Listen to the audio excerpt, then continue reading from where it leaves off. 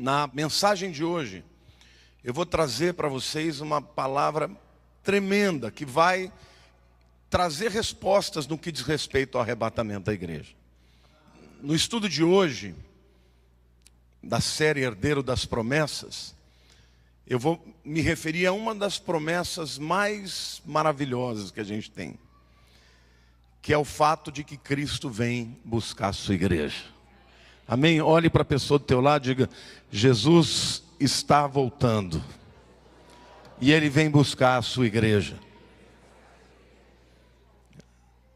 Amém?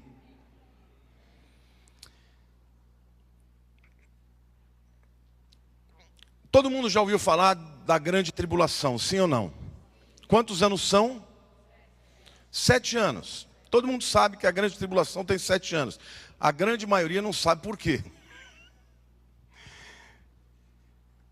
Este texto, o texto que é a base de todo o entendimento da volta de Jesus, da grande tribulação, do tempo em que o anticristo vai governar na terra, está lá em Daniel capítulo 9, versículo 24, eu não vou abordar sobre isso, mas só para que vocês saibam de um detalhe. Porque neste entendimento, alguns afirmam que Jesus vem buscar a igreja antes dos 7 anos. Outros afirmam que Jesus vem buscar a igreja no meio dos 7 anos. E outros afirmam que Jesus vem buscar a igreja no fim dos 7 anos. Ninguém discute que são 7 anos. O que as pessoas discutem é se a igreja vai passar pela tribulação ou não. Porque se ele vem buscar a igreja antes dos 7 anos, nós não vamos estar aqui quando o pau comer. Se ele vem buscar a igreja no meio dos 7 anos, então durante 3 anos e meio a igreja vai passar por uma guerra, por uma perseguição. E se ele vem buscar no final dos 7 anos, então nós vamos passar por todo o período. Agora, o que a maioria das pessoas que estudam sobre isso não entendem é que a dica sobre as 70 semanas, no versículo 24 diz assim: 70 Shavuot, 70 setes. A tradução ali está semanas, mas na verdade é 70 setes. Ali está se referindo a 70 semanas de anos. São destinadas, o anjo está falando com Daniel, que é um judeu, que está exilado na Babilônia. Ele diz assim: 70 semanas são destinadas para o teu povo. Quem é o povo de Daniel? Israel, é o povo judeu. O anjo está deixando claro que todas as 70 semanas dizem respeito a um povo, ao povo judeu.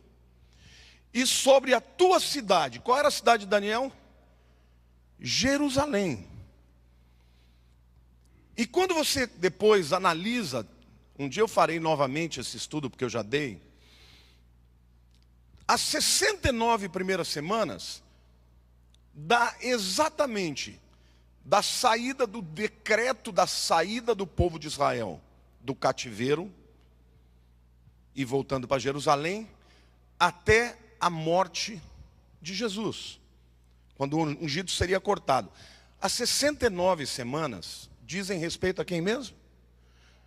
A Israel e a Jerusalém.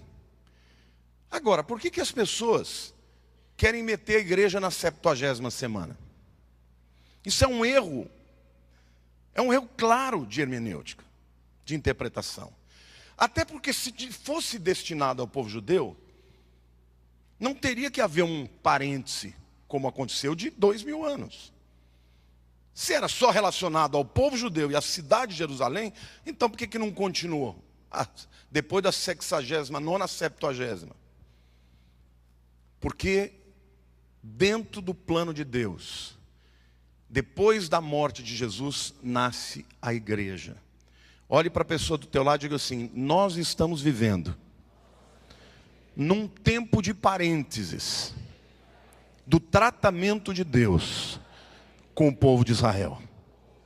E a prova disso é que se essa tribulação diria respeito a um local, o centro dessa tribulação, é um local que é a cidade de Jerusalém. Jerusalém, depois dos anos 70, deixou de estar na mão dos judeus. E durante muitos anos os judeus estiveram espalhados, então não tinha como acontecer a 70ª semana, a não ser que o povo judeu voltasse para a terra de Israel. Diga para a pessoa ao teu lado, mas agora eles já estão lá. Então a 70ª semana vai acontecer quando o período dos gentios terminar. Amém? Então hoje nós estamos vivendo nos últimos minutos proféticos do tempo dos gentios. A Bíblia fala sobre isso. Mas eu quero dizer para vocês que muita gente não entende que quando Jesus fala da pregação do Evangelho, ele usa a figura de uma semeadura. Sim ou não? Vocês conhecem a parábola do semeador? Fala claramente dos tipos de campos, os vários campos, a semente é a palavra, o semeador é quem prega. Então, da mesma forma que o tempo em que a evangelização acontece é assemelhada a um período de plantio, a volta de Jesus, na Bíblia, muitas vezes é comparada a um tempo de colheita. Sim ou não? Então, para que nós entendamos a volta de Jesus, nós precisamos entender que a volta de Jesus é vista como um tempo de colheita. Eu quero mostrar para vocês aqui, então, algumas verdades que vocês até agora não ouviram, mas que a partir de hoje vocês vão começar a entender. Todo entendimento sobre a vinda de Jesus, portanto, está relacionado à colheita que se fazia em Israel. Amém? E dentro da área da colheita, a gente tem que saber quais os tipos de colheita e quais eram as leis que envolviam a colheita. Então eu quero que você entenda que Deus ele tinha alguns princípios na colheita, que eu vou falar aqui para vocês, que depois lá na frente eles vão fazer sentido. A primeira lei é a lei da primícia, está lá em Êxodo 23, versículos 16 e 17. Guardarás a festa da cega, colheita, dos primeiros frutos do teu trabalho, que houveres semeado no campo, e a festa da colheita, a saída do ano, quando recolheres do campo o fruto do teu trabalho. 3 vezes no ano, todo homem aparecerá diante do Senhor. Deus está dizendo o seguinte, olha, a primeira lei que vocês precisam entender sobre colheita é que as primícias são minhas. Isso valia para as 3 colheitas que tinham. Tanto a colheita da cevada, quanto a colheita do trigo, quanto a colheita da uva no final do ano. Como é que funcionava isso? O cabra ia lá, semeava no campo dele cevada. Quando começava a crescer a cevada, ela era verdinha. Não estava pronta ainda para ser colhida. Como é que ele ia saber quais eram os primeiros frutos? Ele andava no campo, quando ia chegando a época. E os primeiros ramos que começavam a amarelar, ele ia lá, colocava uma marca ao redor, uma fita vermelha, no campo inteiro. Ah, essa aqui já está ficando madura. Botava uma marca vermelha ao redor.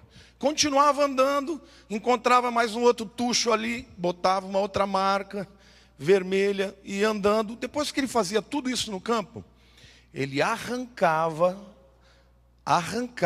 olha bem, arrancava do chão e ia na presença do sacerdote e dos anciãos e apresentava aquela colheita para Deus. Deus está dizendo, olha, a primeira porção é minha, você não vai comer dela, você vai entregar na minha presença, no templo, na presença do sacerdote e na presença também dos anciãos do povo. Esse é o primeiro princípio que Deus estava dizendo. Você fazendo assim, todo o resto vai ser santificado. Você dá essa primeira parte para mim, e eu santifico o resto de maneira que o inimigo não vai poder roubar sua colheita. Depois eu vou explicar o que isso tem a ver com arrebatamento. A segunda lei que a gente precisa entender, que funcionava na colheita em Israel, é o que a gente chama de a lei da respiga, ou da lei de você colher o que sobra. Está lá em Levíticos 19, de 9 a 10. Ele diz assim: quando também cegares a messe da tua terra, o canto do teu campo não cegarás totalmente. Diga, o canto do teu campo. Isso se refere, os campos eram quadrados, aos 4 cantos. Tá? Nem as espigas caídas escolherás da tua messe. Colherás a tua messe. Não rebuscarás a tua vinha, nem colherás os bagos caídos da tua vinha. Deixá-los-ás ao pobre e ao estrangeiro. Eu sou o Senhor vosso Deus. Deus está dizendo o seguinte: você vai colher, mas dos 4 cantos, você não pode colher. Nem o que cair no chão, você pode colher. Você tem que deixar para o pobre que estiver andando e estiver com fome, passar lá e comer.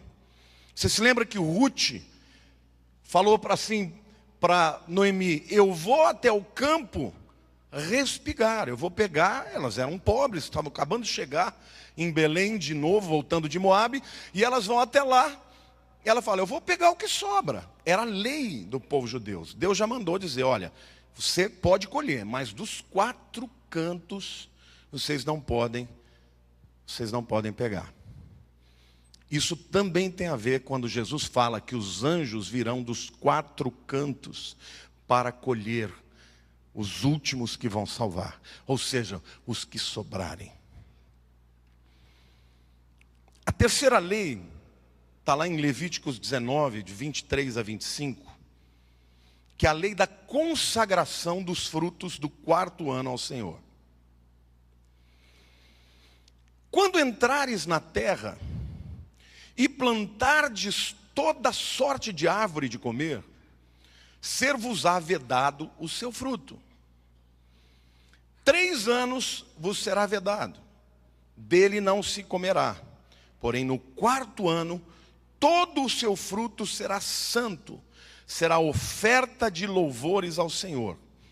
No 5º ano, comereis do fruto dela, para que vos faça aumentar a sua produção. Eu sou o Senhor vosso Deus. O que Deus está falando? Vocês vão entrar na terra, o 1º, o 2º e o 3º ano vocês não vão comer, quando plantarem. O 4º ano, vocês vão colher o fruto e vão comer? De quem que vai ser? Do Senhor. Queridos, esses 3 textos, essas 3 leis, têm dicas importantíssimas sobre a colheita dos últimos do final dos tempos. A primeira colheita, a colheita da cevada, a colheita das primícias, de respeito à igreja, que vai ser arrebatada antes da tribulação. Depois eu vou mostrar mais para vocês. A segunda colheita é a colheita do 4º ano. É por isso que lá no livro de Apocalipse, você vê um grande número de pessoas aparecendo na presença de Deus, os 144 mil, os que morrem na grande tribulação e têm as suas vestes lavadas com o sangue do Cordeiro, bem no meio da tribulação, no 3 anos e meio. 3 anos e meio, diga para a pessoa do teu lado, 3 anos e meio é o 4º ano. Portanto, a colheita do 4º ano, para Deus, se refere a estes que vão comparecer perante Deus no meio da tribulação. Amém? E a última lei é a lei do que sobra. Porque no final dos 7 anos, depois que a ira de Deus for derramada, que muita gente morrer, que o anticristo estiver perseguindo e matando muita gente, vai sobrar. Vai sobrar muita gente ainda. E estes últimos são aqueles que serão colhidos com os anjos que virão dos 4 cantos da terra para colher o que sobrou e oferecer a Deus. Amém? Bom, pastor, você está explicando, mas você ainda não está provando. Então eu vou começar a pregar. É muito importante que você entenda, então, que tem 3 períodos de colheita em Israel. Diga, tem 3 períodos de colheita em Israel. A primeira colheita é a da cevada. A colheita da cevada ocorre no chamado dia de primícias. Olha para a pessoa do teu lado. Primícias. Então a colheita da cevada acontece, a festa de primícias acontece naquela semana da Páscoa. Porque a festa para o judeu da Páscoa é de uma semana. E todo judeu tinha que comparecer a 3 festas. Diga assim, são 3 festas, chamadas festas da reunião. Isso é uma outra dica também. Porque é uma festa em que Deus está dizendo, eu vou reunir o meu povo. Quais eram as festas? O período da Páscoa, o período de Pentecostes e o período de tabernáculos. Por que Deus faz isso? Por uma razão simples. O povo colhia, a primícia era para Deus.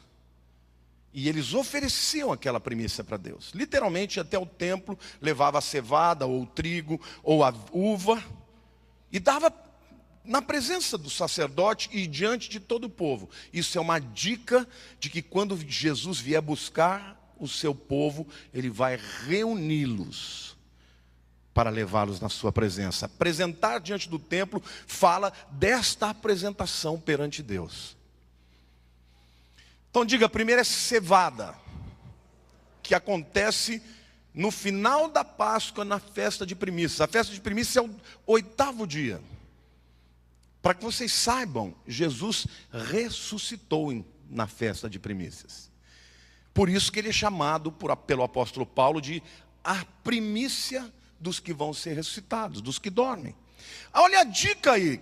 Ele está dizendo que a fé, o arrebatamento, seria como a festa de primícias. Jesus é o primeiro que ressuscitou e ele é apresentado para Deus. Depois nós, os que tivermos mortos, amém? Diga para a pessoa do teu lado, você será arrebatado como primícia para Deus.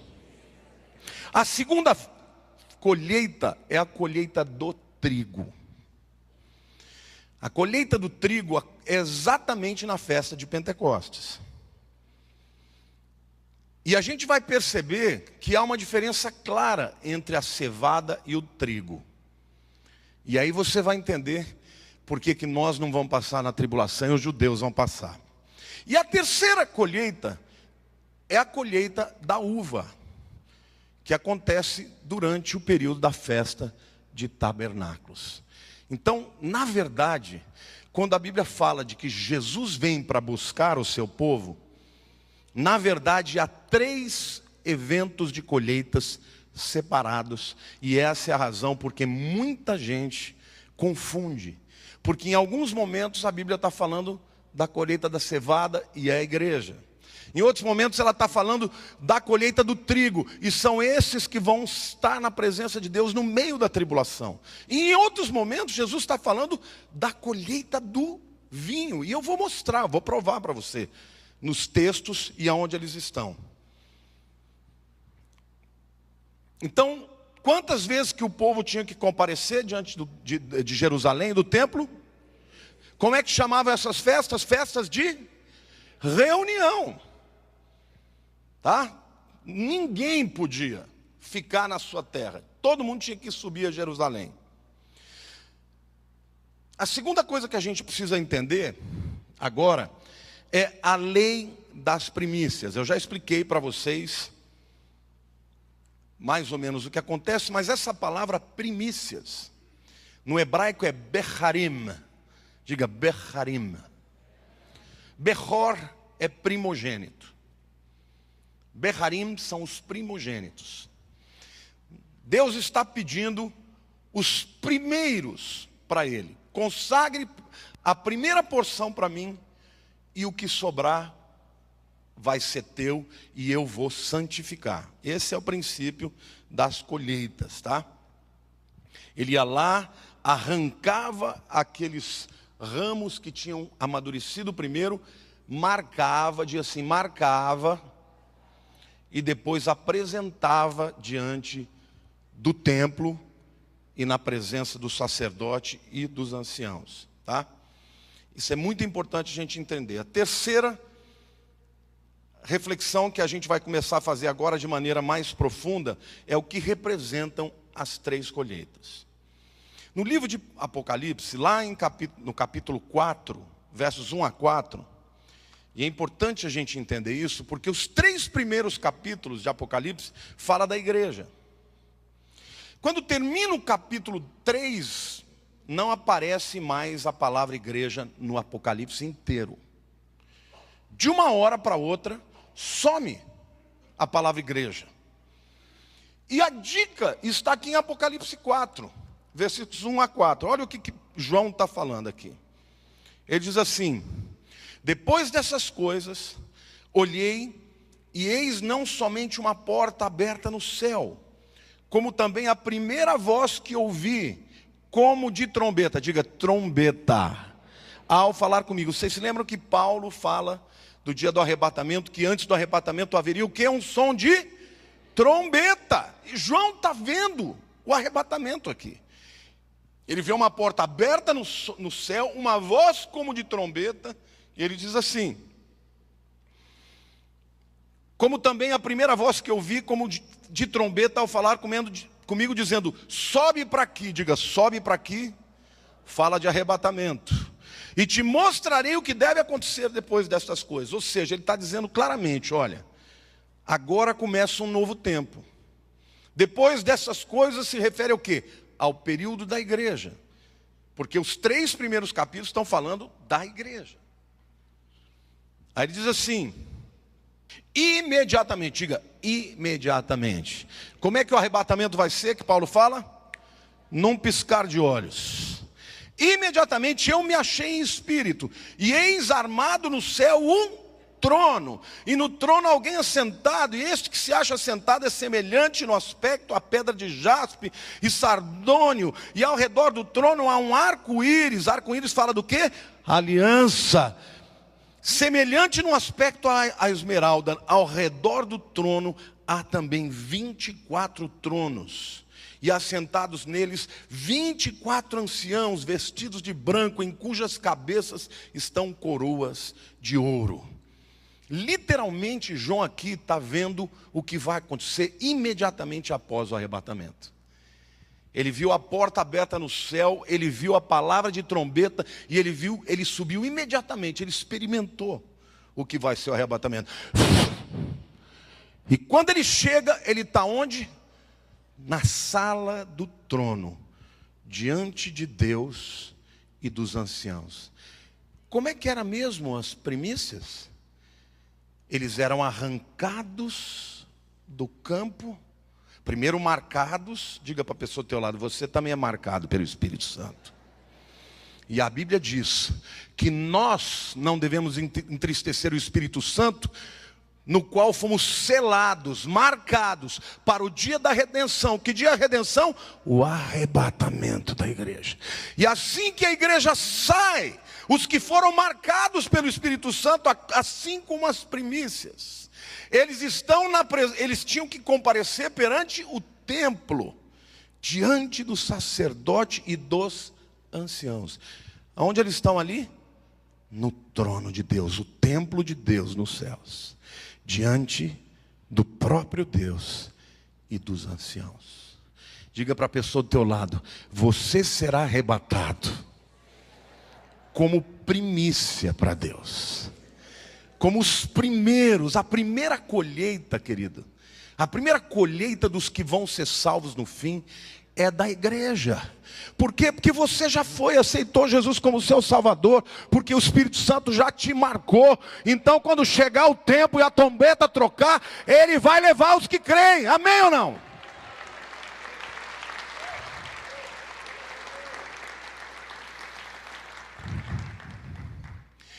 A segunda colheita é a colheita do trigo. Representa quem? Os 144 mil judeus que vão se converter na grande tribulação. A Bíblia diz que são 144 mil jovens que não se contaminaram, nunca se prostituíram. Eles são 12 mil de cada tribo de Israel, 144 mil. Mas eles também engrossam as fileiras dos céus juntamente com todos os que morrerem na tribulação por causa do nome de Jesus. Aí você fala assim, mas esses que morreram e não são judeus, por que eles não foram arrebatados antes? Alguém pode me dizer? Pode falar. Isso, eles não tinham crido antes. Eles não tinham crido antes. Hoje, às vezes, você prega para uma pessoa, ela não se converte. Ela não aceita Jesus, ela vai ser arrebatada? Não vai. Mas quando acontecer o arrebatamento, ela vai saber que foi de Deus, porque você avisou ela, sim ou não? E os 144 mil vão pregar. E muita gente vai se converter durante a tribulação. Vai ser uma infinidade de gente. João fala, eu vi uma multidão. Quem são esses que estão subindo com vestes brancas? E a voz diz, são estes os que morreram na grande tribulação. Eles foram decapitados por causa do nome do Cordeiro. Qual é a religião que mata por decapitação? O islamismo. Então não tenham dúvida que nesse período vai ser um período que o islamismo vai estar crescendo de maneira poderosa e dominando e aterrorizando. Diga para a pessoa ao teu lado, mas você não precisa passar por isso. Então a colheita da cevada fala das primícias que somos nós. A colheita do trigo fala do povo de Israel. E a prova diz que quando Jesus está falando em Mateus capítulo 13, ele compara o joio e o trigo. Queridos, a igreja nem existia nessa época. Quando ele fala que o trigo ali é o povo de Deus é o judeu. Não existia igreja ali. A igreja não tinha nascido. Ali claramente, a gente usa, como se fosse a igreja e tal. Não, o trigo aqui não tem nada a ver com a igreja. O trigo aqui é Israel. E portanto, a colheita do trigo, eu vou continuar mostrando para vocês, fala desta colheita que vai acontecer no meio da grande tribulação. Quando não só os judeus, 144 mil, as duas testemunhas que vão se levantar e todas as pessoas que se converterem na grande tribulação comparecerão diante de Deus no meio dos 3 anos, dos 7 anos, ou seja, nos 3 anos e meio, e portanto no 4º ano. Diga, é a lei do 4º ano, de consagrar o fruto do 4º ano para Deus. Olhe para a pessoa ao teu lado, diga, cevada, fala da igreja. Diga, trigo, fala dos crentes no meio da tribulação. Mas ainda tem uma última colheita, que é a colheita da uva. Que colheita é essa? Porque a Bíblia diz que na metade da grande tribulação, o acordo de paz, porque o anticristo vai se levantar como um líder que vai promover paz, e o mundo vai estar querendo paz. Então ele vai botar na mesa judeus, aqueles que forem cristãos, a igreja provavelmente pode ver esse acordo, mas logo em seguida vai ser arrebatada, e muçulmanos. E já existem muitas tentativas. Bill Clinton fez isso, tentou através do acordo de paz Oslo I, Oslo II, quando ele pôs Yitzhak Rabin junto com Yasser Arafat, e não deu certo, acabaram não concordando. Vocês veem que agora o Obama está tentando promover essa paz, e o Netanyahu foi lá no Congresso americano e detonou, falou, não vamos fazer paz com esse povo, eles querem matar Israel. Isso tudo é a igreja tendo mais um tempinho para evangelizar. Porque o dia que o acordo de paz for assinado, e meu querido, 7 anos, se o tempo do acordo forem 7 anos, você bota a barba de molho que você vai sumir. Amém? Você pode aplaudir o Senhor e dizer, eu creio. Mas a Bíblia diz que esse acordo vai acontecer de 7 anos, mas no meio da tribulação ele vai ser rompido. Porque o anticristo vai entrar no templo e vai dizer, eu sou Deus. E vai profanar o templo. E aí vai começar a última metade desses 7 anos, que vai ser o tempo mais difícil. Um tempo que a Bíblia diz que é o tempo da da vindima, que eu vou ler para vocês aqui. Apocalipse capítulo 14, versículo 15, esse texto é muito claro, ele diz assim, aqui é logo após os 3 anos e meio, ou seja, é o início da última metade da grande tribulação. E ele diz assim, outro anjo saiu do santuário gritando em grande voz, para aquele que se achava sentado sobre a nuvem, toma a tua foice, diga foice, e ceifa, diga colhe, pois chegou a hora de ceifar, visto que a seara da terra já amadureceu. 3 colheitas. Quem é essa última colheita? É a colheita de todos os últimos que vão se converter. Quem são eles? Primeiro são os judeus, que a Bíblia promete que lá no finalzinho, quando o anticristo tiver com tudo para cima deles, eles vão olhar para o céu e vão ver Jesus nas nuvens e vão ver o sinal nas mãos. Zacarias, depois eu vou ler para vocês, Zacarias diz assim, quem é esse que tem as mãos feridas? Zacarias diz isso. E eu, como hoje eu leio no original, lá é a mão traspassada mesmo. Ele diz assim, eu fui ferido na casa dos meus amigos. E a Bíblia diz, eu colocarei um espírito, lá em Zacarias, de súplica, e chorarão como quem chora pelo primogênito. E nessa época, querido, a Bíblia diz que todo Israel será salva.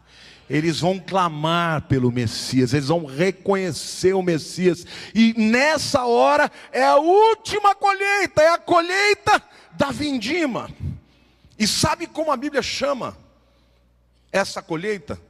A colheita no lagar da ira de Deus. Colheita no lagar é o quê? Colheita do vinho. Diga 3 colheitas. Primeira, cevada. Diga igreja, primícias. Diga segunda, trigo. Diga 144 mil. E os que se converterem na grande tribulação. Os que morreram pelo nome de Jesus. Diga terceira colheita e última. A colheita do vinho. Fala Israel. E os que restarem que vão se converter. Agora uma coisa é muito importante. Nesse período vai ter a imposição do número da besta. Muito provavelmente esse número será um código que as pessoas receberão na própria pele. Com todas as informações médicas, onde você nasceu, qual o teu problema físico, de doença. Vai ser. Hoje já existem países que estão fazendo isso. Empresas que já estão inserindo chips nas pessoas. Você não precisa mais de cartão de crédito, você não precisa mais de pontos. Você passa e ele faz com leitor óptico, ele lê tudo aquilo. Então isso tudo já está sendo preparado para que aconteça, queridos. Mas diga assim, 3 colheitas. Agora eu quero falar para vocês sobre o método das colheitas. Quando você entende o método da colheita, fica mais fácil ainda de você perceber essas 3 colheitas, esses 3 povos que vão se encontrar com Deus. A primeira colheita é a colheita da cevada. A colheita da cevada é com um garfo assim, ó. Até hoje isso é feito assim. Sabe por quê? Porque a cevada tem uma casca muito fina. Você não pode pisar em cima da cevada. Você esmaga o fruto de dentro. Então ele pega, enfia embaixo assim e joga para cima. Por que ele joga para cima? Porque o vento, no final do dia, muitas vezes o vento é forte, o vento separa a casca do conteúdo. É assim que eles fazem. Vento é uma colheita aerada. O que a Bíblia diz? Que o Espírito Santo selou. E que o Espírito Santo vai buscar a igreja. A colheita da cevada, meu querido, a separação de quem é da casca, que é essa casca horrorosa que a gente tem, do conteúdo que é marcado, selado pelo Espírito Santo, vai ser feito pelo vento. Aleluia, digo, o vento é o Espírito de Deus, aleluia. Isso mostra claramente que a igreja não passa pela tribulação. Porque quem faz essa separação é o Espírito. Vocês acham que isso tudo aqui é alegoria? Queridos, quando isso foi escrito, um judeu daquela época sabia muito bem do que eles estavam falando. Só que nós estamos falando de 2000 anos de hiato, e as pessoas perdem o entendimento de como as colheitas eram feitos, os processos, e por isso confunde tudo. Vocês querem ver? Vamos lá. Efésios capítulo 1, versos 13 e 14 diz assim: não se esqueçam que as primícias eram marcadas com uma fita vermelha, depois eram arrancadas, que fala do arrebatamento, e por último apresentadas ao sacerdote. Diga, marcar é o Espírito que nos sela. Diga, arrancar, arrebatamento. Diga, apresentar ao sacerdote é apresentar diante do trono de Deus e aos anciãos, como está lá em Apocalipse capítulo 4. E olha o que o texto diz em Efésios: em quem também vós, depois que ouvistes a palavra da verdade. Quantos já ouviram a palavra da verdade? O evangelho da vossa salvação, tendo nele também crido. Diga assim, não é fazer nada, é somente crer. Fostes selados com o Santo Espírito da promessa, o qual é o penhor da nossa herança até o resgate da sua propriedade, em louvor da sua glória. Paulo está dizendo que você foi marcado pelo Espírito Santo porque creu em Jesus. E até que o Senhor venha buscar, que o Espírito vai vir, você vai estar guardado para o dia da redenção, que é esse dia, que nós não teremos mais essa casca, esse corpo pecaminoso. Amém? Diga assim, arrebatamento da igreja. Quem faz a separação é o Espírito. Ele marca, ele leva e nos apresenta perante Deus. Amém? Diga para a pessoa do teu lado, é bom viver nesse tempo. Sabe, queridos, 1 Coríntios capítulo 15, versos 20 e 21, diz assim: mas de fato, Cristo ressuscitou dentre os mortos, sendo ele as primícias dos que dormem. Visto que a morte veio por um homem, também por um homem veio a ressurreição dos mortos. O que ele está dizendo? Que assim como a primícia, primeiro era consagrado um para Deus, para depois vir o resto, Cristo foi o primeiro a apresentar ressuscitado diante de Deus. E aí depois nós, no dia do arrebatamento, vamos ressuscitar também. Diga para a pessoa do teu lado, mesmo que você morra, no dia do arrebatamento você vai ressuscitar, porque Jesus foi consagrado primeiro. Amém ou não? Vejam como tudo está se tornando mais fácil de entender. 1 Tessalonicenses 4, 16 e 17 diz assim: portanto, o Senhor mesmo, dada a sua palavra de ordem, ouvida a voz do arcanjo, igualzinho, né? E ressoada a trombeta de Deus, descerá dos céus, e os mortos em Cristo ressuscitarão primeiro. Depois nós, os vivos que ficarmos, seremos arrebatados juntamente com eles entre as nuvens, para o encontro do Senhor nos ares. E assim estaremos para sempre com o Senhor. Amém ou não? Aqui você veja claramente como tem a ver com a colheita de primícias. O apóstolo Paulo usa até a mesma palavra. Ele diz, do jeito que o lavrador marcava, o Espírito Santo marca. Do jeito que o lavrador jogava a cevada para cima para o vento separar, é o Espírito quem separa a casca do corpo do interior, que é o que nós realmente somos. E o fruto é apresentado para Deus na presença do templo, amém? E dos anciãos, porque os homens todos acima de 20 anos tinham que estar presentes nessa festa de colheita. Por isso, todo judeu, de todo Israel, homem acima de 20 anos, tinha que estar lá presente, na festa de primícias, porque é uma festa de reunião. Mas a segunda colheita é a colheita do trigo. E aqui eu quero dizer para você, o trigo, ele parece com a cevada, mas ele não é igual. O trigo tem uma diferença básica. A casca do trigo é dura pra caramba. Você sabe como é que eles separavam a casca do fruto? Existia um board, uma prancha. Isso ainda existe hoje, tá?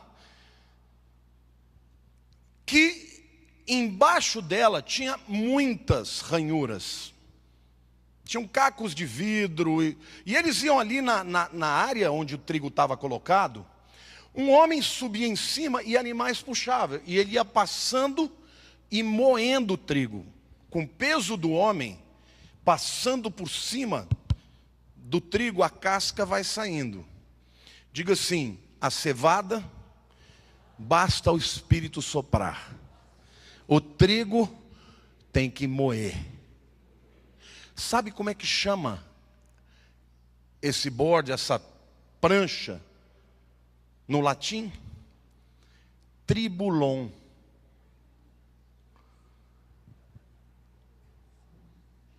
Desse instrumento aí, foi que veio a nossa palavra, tribulação. Olhe para a pessoa do teu lado, agora eu estou entendendo. Diga assim: a cevada não pode ser macetada, porque ela destrói o fruto se fizer. Ela é aerada. O vento faz e sai a casca. Diga: o trigo é duro, precisa ser moído. Quem aqui creu em Jesus? Muitas vezes a gente entrega a vida para Jesus, não entende bulhufas de quase nada. Mas o Espírito Santo está fazendo uma obra. E você crê, e você aceita. E o próprio Jesus falou: vocês que não ouviram, creram. Você está me entendendo, irmãos? A igreja não vai passar pela tribulação, porque a igreja não tem o coração duro. As pessoas hoje, nesse tempo de graça, aceitam pela fé. Amém ou não? Por isso que Deus está dizendo: vai ser os primeiros, serão os primeiros na minha presença. Mas o povo judeu, Deus tem uma aliança com eles. E Ele não vai deixar de cumprir o que Ele prometeu a Abraão, nem que para isso eles tenham que ser moídos, passar pela prancha da tribulação. E isso vai acontecer, e eles vão estar na presença do Senhor no meio da grande tribulação. Quem aqui está entendendo, dizendo glória a Deus? Tremendo isso, né? Então aqui fala dos 144 mil que vão se converter, dos que vão morrer por Jesus, os que foram duros hoje, mas crerão depois. E aí tem a terceira colheita. Diga: a primeira é o vento que separa. A segunda é a tribulação que moe. E a terceira, como é que faz? Como é que você separa a casca da uva do conteúdo para fazer o vinho? Diga assim: tem que ser pisoteado. Sabe, querido? Vamos ler Apocalipse 14, 17 a 20. Nós vimos que no versículo 15 ele já está falando da colheita com as foices. E o texto diz assim: então saiu do santuário, que se encontra no céu, outro anjo, tendo ele mesmo também uma foice afiada. Diga: a foice é o instrumento para colher a uva. Saiu do altar outro anjo, aquele que tem autoridade sobre o fogo, e falou em grande voz ao que tinha a foice afiada, dizendo: toma a tua foice afiada e ajunta os cachos da videira da terra. Vejam como é a terceira colheita. porquanto as suas uvas estão amadurecidas. Então o anjo passou a sua foice na terra e vindimou a videira da terra, e lançou-a no lagar, no grande lagar da cólera de Deus. E o lagar foi pisado fora da cidade, e correu sangue do lagar até os freios dos cavalos, numa extensão de 1.600 estádios. Literalmente, essa é a última parte da tribulação. E Deus está comparando o que esses judeus e esses últimos que vão se converter vão ter que passar para reconhecer o Messias.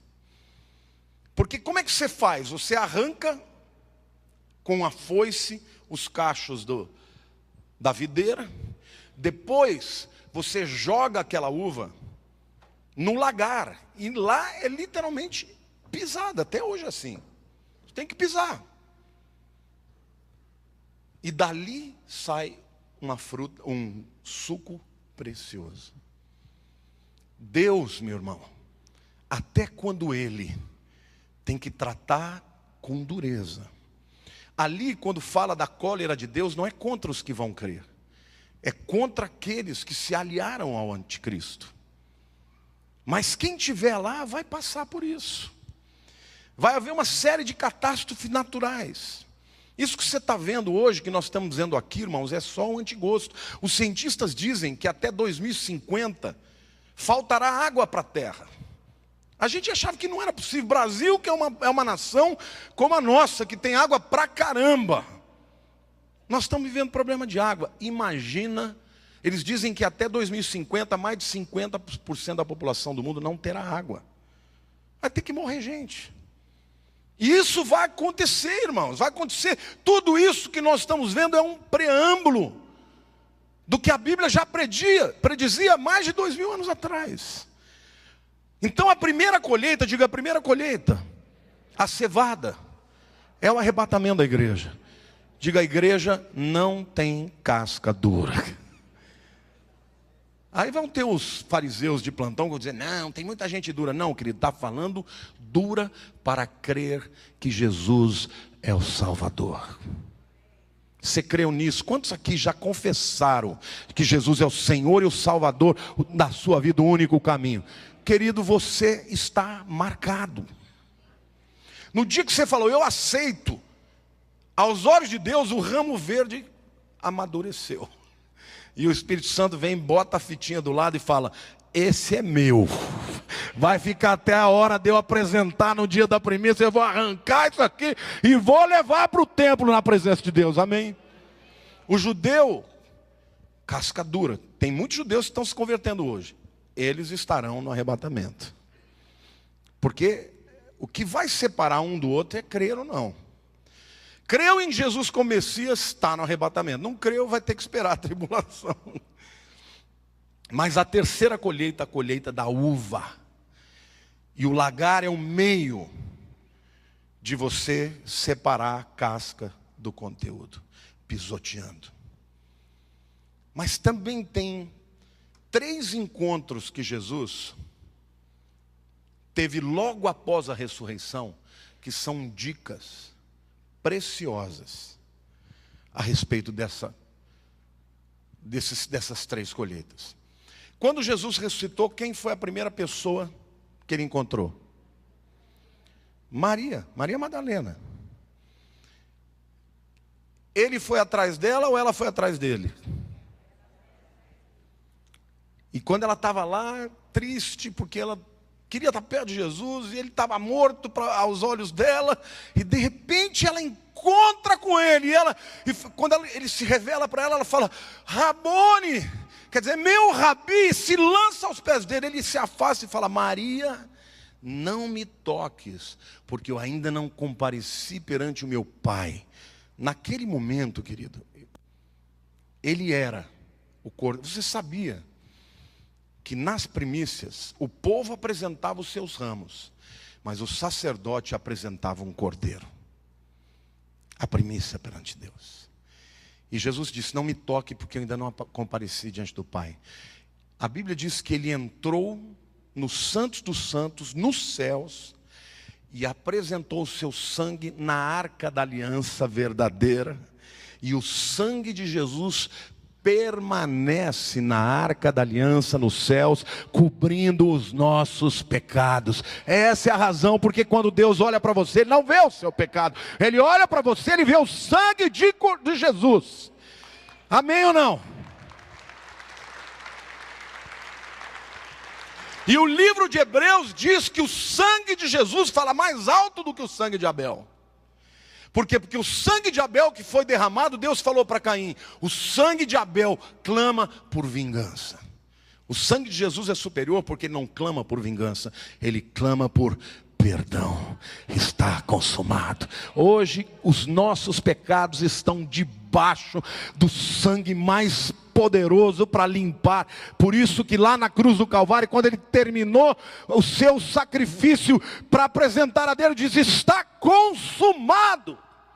Então a razão por que você vai, meu irmão, não tenha dúvida, é porque no momento que você aceitou que Jesus morreu no teu lugar, você está marcado e coberto pelos pecados, pelo sangue de Jesus. Amém?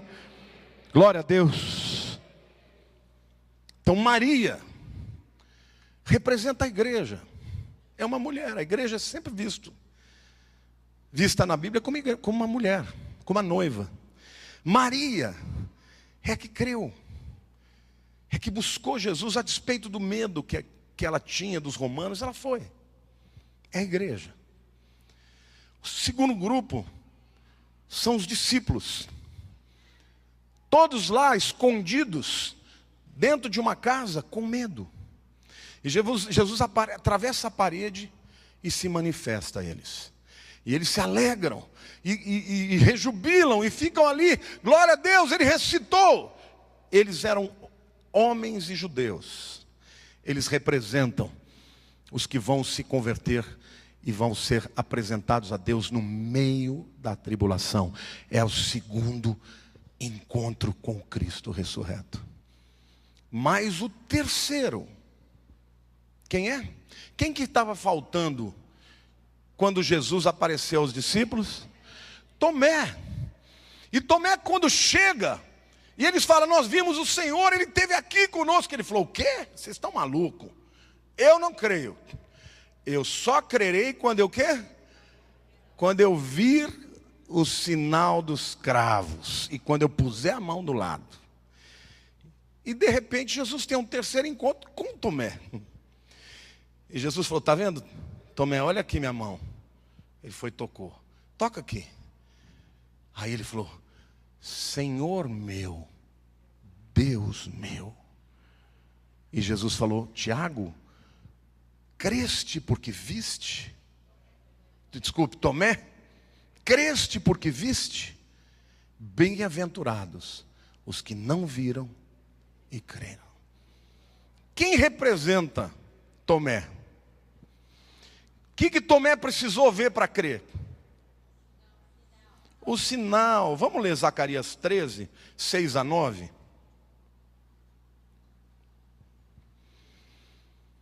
Aqui, meu irmão, está falando literalmente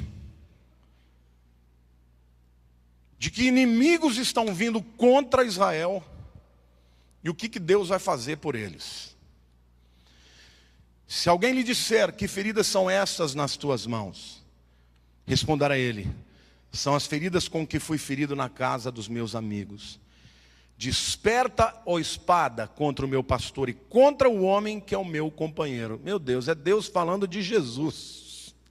Diz o Senhor dos Exércitos: fere o pastor e as ovelhas ficarão dispersas. Não foi o que aconteceu com o povo judeu? Zacarias falou isso 500 anos antes da morte de Jesus. Jesus morreu e os judeus foram dispersos. E aí ele diz mais: mas volverei a mão para os pequeninos e toda a terra, diz o Senhor, 2/3 dela serão eliminados e perecerão. Aqui ele está falando de Israel, tá? Mas a terceira parte restará nela. Farei passar a terceira parte pelo fogo, e a purificarei como se purifica a prata, e a provarei como se prova o ouro, e ela invocará o meu nome. Eu a ouvirei e direi: é meu povo. E ela dirá: ó Senhor, é meu Deus. Vejam a semelhança. Deus está dizendo, o meu povo não creu. Eles feriram o meu companheiro, o meu pastor que eu enviei. Por causa disso, eu vou ter que prová-los, eu vou ter que usar a espada. Por causa disso, eu vou passá-los pelo fogo. Tudo isso é o quê? Símbolo do quê? Juízo. Eu vou passá-los pelo fogo, mas eu vou voltar a lidar com eles. E nessa hora, eles vão ver e vão perguntar, que ferida é essa? É a ferida com que vocês me feriram. O meu servo, o Mashiach, o Messias de Israel. E aí eles vão dizer, tu és o meu Deus. Não foi exatamente o que Tomé falou? Senhor meu, Deus meu. Então aqui literalmente você vê clues, dicas, sinais de como Deus vai tratar com cada um. Diga para a pessoa do teu lado, para os que creem, eles recebem o direito de serem marcados como primícias para o dia da redenção. Diga, o arrebatamento da igreja é como a colheita da cevada. O jeito que Deus vai fazer é com o sopro do Espírito. Não vai moer e nem vai pisar, vai soprar. Agora tem crente que adora querer passar pela tribulação. Não, irmãos, vai ser horroroso. Vai ser horroroso. Vocês estão vendo aí essas decapitações que o Luiz está fazendo? É o que vai acontecer no futuro. Agora, quando você analisa a visão escatológica do Islã, se encaixa perfeitamente. Eles serão o instrumento do anticristo. E o anticristo, na minha opinião, será um muçulmano, que ganhará força, que terá poder e que vai num primeiro momento fazer acordo de paz com cristãos que sobrarem, né, os que não eram de verdade, e com judeus, mas que no meio do acordo vai quebrar. E a perseguição vai ser extraordinária. Mas a igreja é como a cevada, é primícias. O Espírito sopra, separa e apresenta para Deus. Israel, que tem o coração duro, é como o trigo, precisa ser moído. E vai passar pelo tribulon, pela tribulação. Mas vai se converter e vai também ser apresentada para Deus no meio da tribulação. E Deus ainda tem um amor tão grande, porque os que passarem pelo resto da tribulação, a Bíblia diz que muitos vão fugir para uma região desértica que os teólogos acreditam ser Petra, pela localização e pela inexpugnabilidade, pela maneira que é difícil você invadir lá. Muitos vão se converter no final dos 7 anos. Agora, o que é mais lindo disso tudo, queridos, que quando Jesus vier para reinar sobre o mundo, Ele vem na última colheita, que é a colheita de tabernáculos, para reinar 1000 anos. Deixa eu contar uma coisa para vocês aqui, que eu tenho ficado tão maravilhado com o que Deus está fazendo. Eu vi um testemunho, anteontem, um programa que eu vi de vários teólogos que estudam sobre isso, inclusive um rabino que se converteu, que tem sido um instrumento maravilhoso de revelação. Mas eu ouvi o que Deus está fazendo. Quantos aqui sabem qual é o país do mundo onde o evangelho está crescendo mais rápido? Não é a China. Não é Israel. Israel, para vocês terem uma ideia, não, o país, não estou falando do continente. Para vocês terem uma ideia, os Estados Unidos cresce 0,8% ao ano de cristãos, com toda aquela pregação. Tem um país que cresce 9,6% ao ano dos crentes, não é da população. O número, a percentagem em relação ao número de cristãos que existe.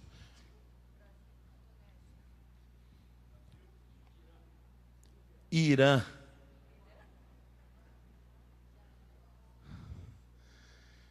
Vocês acham que Deus não tem amor por aquele povo sofrido? Irmãos, eu vi um testemunho que o pastor que contou chorou e eu chorei junto. Ele disse que uma jovem de 35 anos, devota ao Islã, orava 5 vezes ao dia. A mãe dela tinha esclerose múltipla, paralisada numa cadeira esperando para morrer, porque isso é progressivo. Já não fazia quase nada, não andava, movia pouco, já estava lá entrevada. A moça chegou e disse assim: olha, eu vou me matar. Acontece que a rede TBN, ela tem mandado sinais até clandestinos para todas as nações, inclusive essas. E ela captou um programa e ela ouviu uma mensagem de 30 anos atrás do Billy Graham. É que o Zeca falou ontem, esse homem até depois de morrer vai ganhar mais gente para Jesus que todos nós, viu? Ela ouviu a mensagem do Billy Graham e no fim da mensagem ele fala assim: você aí que está querendo se matar, não se mate. Convide a Jesus para entrar na sua vida, que Ele vai transformar a sua história. E ela ouviu aquilo, não tinha a mínima ideia que aquilo era uma coisa antiga, e lá estava embaixo: se você quer oração, ligue aqui para o número. É óbvio que o número é editado, portanto o número tem uma equipe do ministério dele hoje orando pelas pessoas. E ela ligou para o cara, a pessoa atendeu, ela se identificou, ela falou: é o seguinte, eu vou me matar, não aguento mais. E contou a vida dela. E ele disse assim: escuta, dê uma chance para Jesus. Ela falou: não quero, eu quero me matar, minha vida não vale a pena. Ele disse: dê uma semana para Jesus. Ela falou: tá bom, eu vou dar uma semana. Mas se Jesus não se manifestar para mim, eu vou no teu programa e quero me matar na frente de todo mundo, para que eu pelo menos possa glorificar a Alá com a minha morte. Naquela noite ela foi dormir e ela acordou com um barulho. E o barulho, queridos, era da mãe dela andando.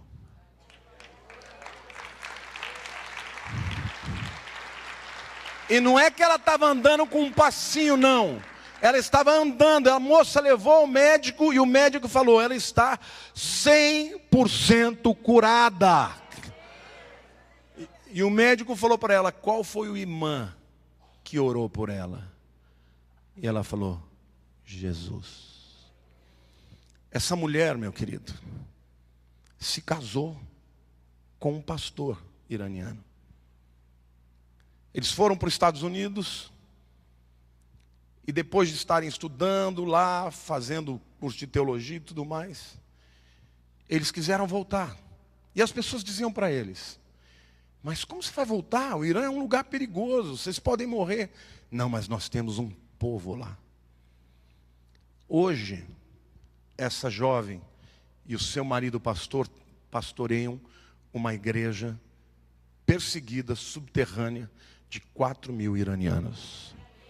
Isso é o que Jesus está fazendo em toda a terra. Então vocês não tenham dúvida. O avivamento que está acontecendo no mundo árabe hoje é extraordinário. Em todos os lugares onde tem perseguição do Islã, as pessoas estão se convertendo. Queridos, Jesus está para voltar. E nós temos que ser como Maria, buscá-lo, buscar a sua presença, porque Ele nos marcou, nos selou e virá nos buscar.